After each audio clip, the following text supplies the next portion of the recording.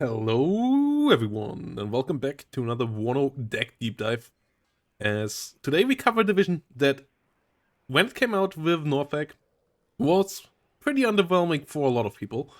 And that was because it had some massive issues, especially with air defense. And also a bit with cost efficiency, but those now have changed. And we were already talking about how this deck felt close to greatness, and I think it's there now. I think this is a really strong division out there. Maybe one of NATO's strongest at the moment in the game. And that is the 4th Dutch division here. And we're gonna go in here. I really love playing this deck. I played it a good bit already since the patch came out, and it's so big with the new changes to it. And just in general, a really fun division to play. So let's start in the logistics tab. This one is pretty standard. Only 2 availability on the CV options here. A bit painful, but okay. At least you get some cheap ones.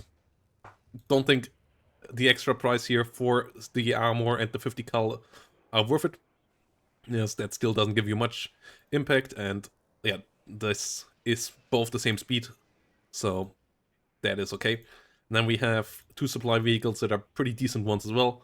The YPR is not great, being so slow and all, but it still gives you decent supply. Maybe you want to run 2 of these, but I still having 25.1 is kind of helpful in a pinch when you just need to get something cheap out there to resupply your infantry and so on.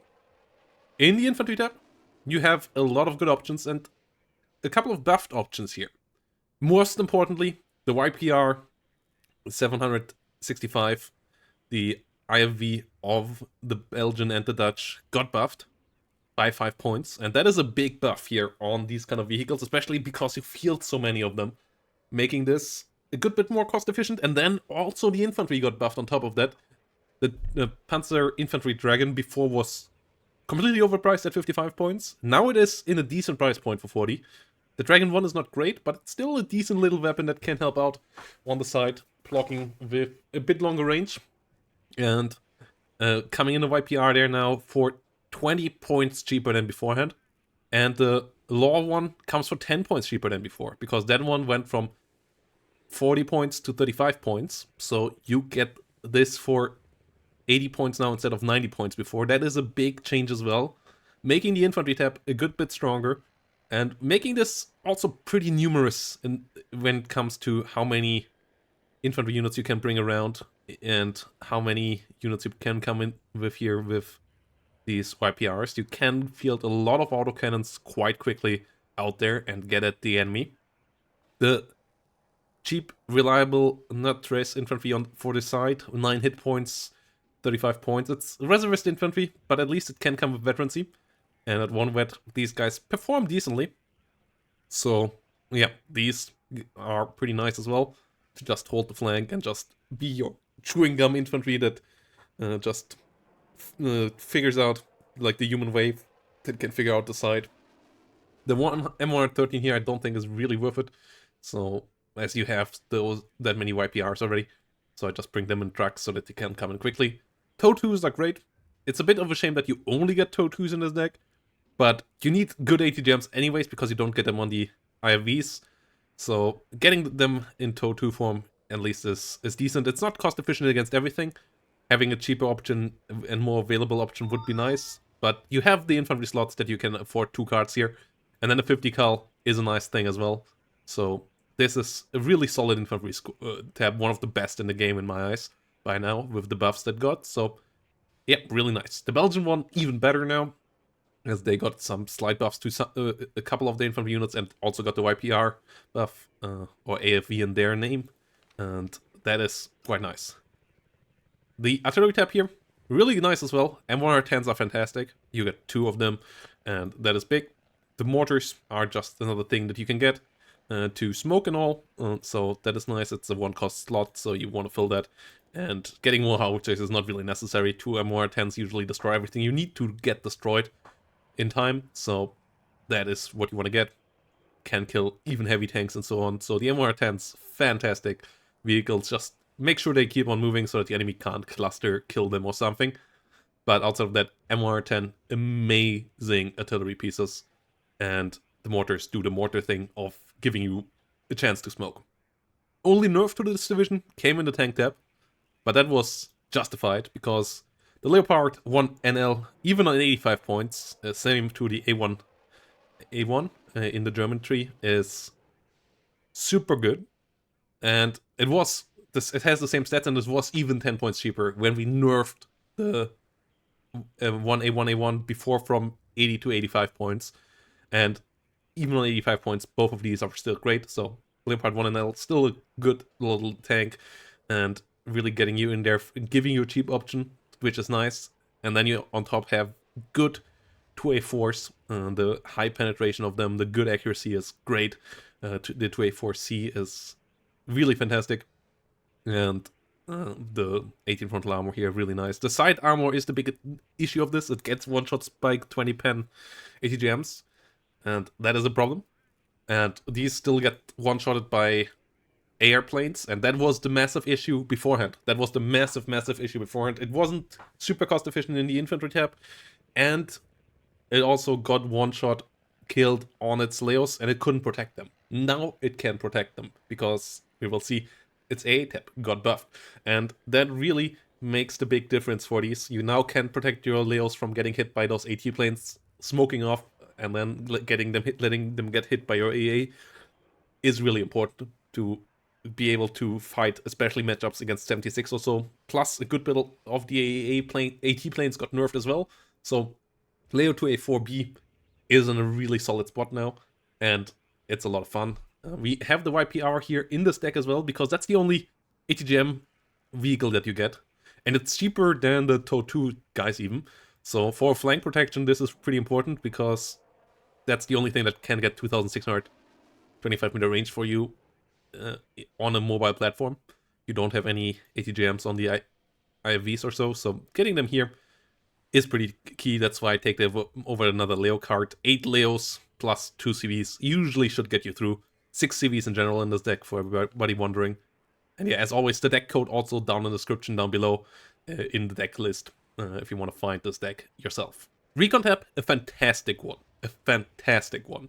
You get one of the cheaper GSR units that also has forward deploy, and that makes it nice to get them into solid defensive squads where they can use the anti-tank weapon to kill off enemy over-aggressive recon vehicles, plus get you good optics from the get-go, and you can replace them quite nicely. 6 availability there is nice as well for a GSR unit, and that is really the key part. It is a fantastic recon unit. The M113 has very good optics, which very good is now a good bit better than good since the latest buffs. So that is key here. It's not an autocannon vehicle with good, it's one with a very good optics. And it has an autocannon, so that's nice for the early game as well. Then we have another exceptional optics unit here with the YPR. So you have, and it's cheap as well, so you have really good optics here with the Dutch between these two units here. The Fat-Canners, the M113s here, really nice in a bunch of IFVs, like having one of these together with a lot of YPRs is going far as well, or having them in the tank formation goes really nicely too. And then Fat-Canners as your normal 4-man squadron is really nice as well. So that's a fantastic recon tab. This recon tab just does it all. The other options here, not bad either. This one has a Carl Gustav. It costs you 5 points more. And that's something that you could consider as well.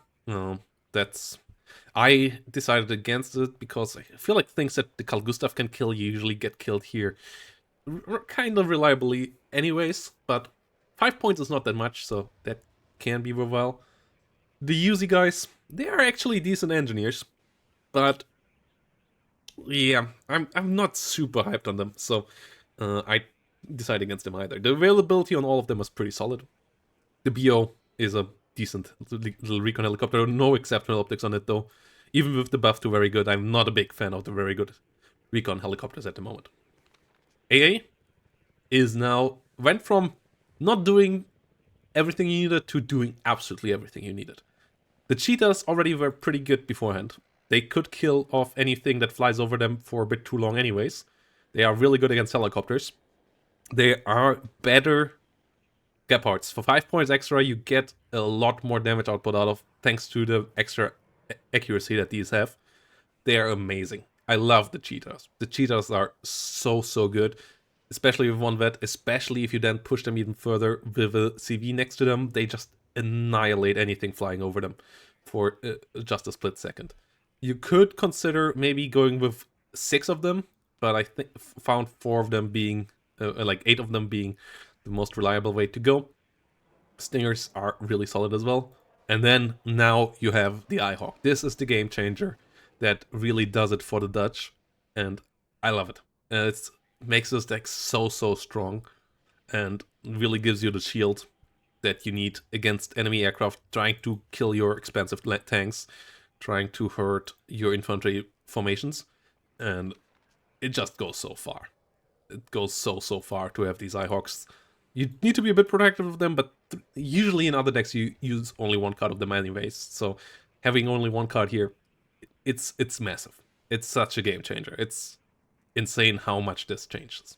So thank you, Eugen, for putting this in here. It makes the Dutch real good. And the air tap is real solid as well, because now you don't need to use your aircraft to kill off enemy aircraft. You can focus. Before I had 2 F-16 cards in here because they were decent brawlers. They are decent 1v1 fighters, though only 4 missiles here, which is a bit of an issue. But now you can focus a bit more on hunting helicopters, which are still a threat to your tanks from time to time, on your infantry, and there this thing is better. Plus you can throw a bit more planes on the enemies with these being cheap in front of your attack aircraft, so that's why I like the F5A. It having 10 hit points is quite surprising to me, and yeah, it works quite nicely. 10 hit points, 20 ECM for a 125 point plane is great. And yeah, they also go well with the F-16s. And then we have an HE variant that can help out against helicopters on a pinch as well. Does decent bomb damage. And then a good bomber here with 4 450 kilogram bombs. This thing annihilates things. And this one has decent cluster payload as well with 4 bombs. So this F-16 cluster is actually doing a decent job as well. And yeah, that really gives you a solid air tap too. It's not the best air tap, but it is flexible. And it gets the job done as a support role, which is what you needed of it, because all the normal prowling, like, it doesn't need to carry you anywhere, it just needs to come in as the support you need. And for everything else, you have the infantry. Obviously, disadvantages of this deck, still lack of helicopters. Lack of cheap ATGMs is a disadvantage, for sure, as well. But that's kind of where it ends for this deck. Like, the next thing now I would mention, since the long-range AA got fixed, which was its major disadvantage beforehand, the next thing now I would mention is the lack of seed, maybe even. So getting 3 weaknesses here together is kind of tough. Let me know down below what you would still see as the weakness of this deck. But it has good artillery support. It has really cost-efficient infantry with autocannons. So the HE output here is good. It has a good tank tab. And it has a fantastic recon tab. So those 3 together, just that's the bread and butter of every match, right? Like, you have such great fundamentals with this deck now. And yes, not having the optimal support of that is okay, but the bread and butter is, like, in the top 3 of decks out there in my eyes now. And that's so key and so good about the Dutch. So that's why I love playing them. Let me know down below what you think about them. And yeah, we will see you in the next one, where we're gonna play these bad boys.